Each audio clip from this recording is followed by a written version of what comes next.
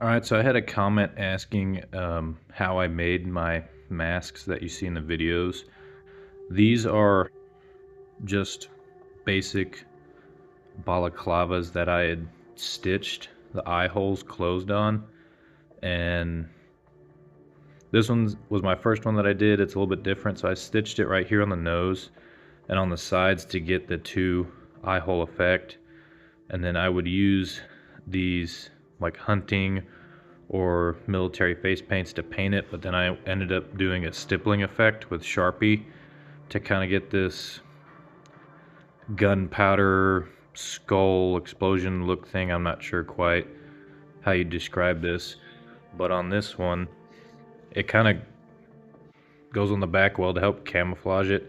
And you can't see the color as well because it's faded, but I used a lot of tans and blacks and greens on this one, and brown as well to try and um, make it look more like stone or rock or camouflaged.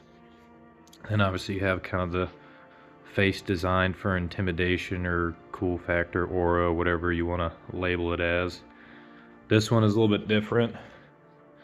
So on the inside I actually have fabric sewn here, and there's this little bit that wasn't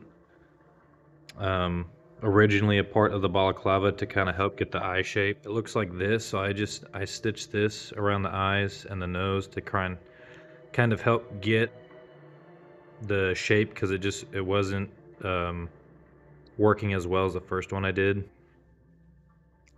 Altogether, you don't have to stitch these closed. You can leave them open or find one that has both eye holes or whatever you want to use. To paint these on here, I just took the white and the black. You can see this one's mostly empty. It had green, brown, white, dark gray, and black. And you just basically use your finger, you get it on there, and you just smear it like you're finger painting, like you're a kid again, and try and go for a shape. So this one kind of has more of a skull shape again. I don't know how you describe it. So what I did is I put a layer of black, and then I'd use the white and the gray and kind of smear it out. And you can kind of see it's faded now, but it's split in half, and it kind of just goes out in different directions. This one only has the paint on the front. I didn't use Sharpie for this one like I did the other one. Once you get it stitched up, if that's what you want to do while you're wearing it, it's pretty easy to paint. And the same with the Sharpie, but you will get a very strong Sharpie smell if you go that route.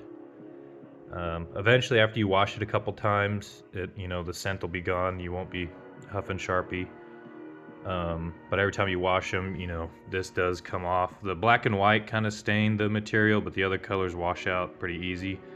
So it's something you'll have to reapply constantly. And these are just basic face paints. Like I got this at a local hunting store, and that at a garage sale. You can find them probably at any major store you go to.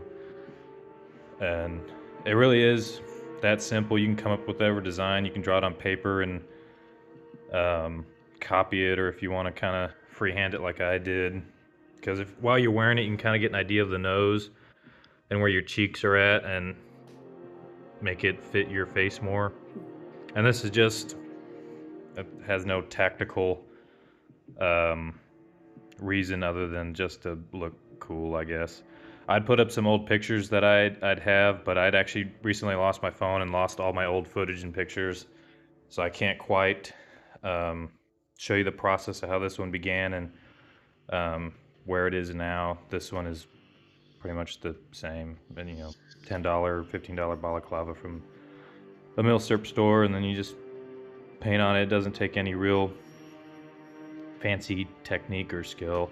I think the hardest thing is stitching it together, and again, if you can find a mask that you like that you don't have to modify, you're already 10 steps ahead. This is what it looks like when I'm wearing the mask.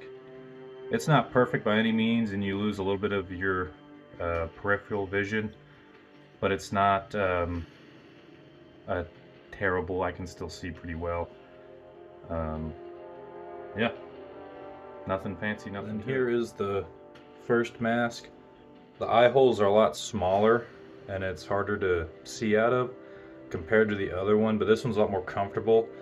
It's shorter in the neck here, so it doesn't come down as far, but I still think it looks mildly better than my second attempt.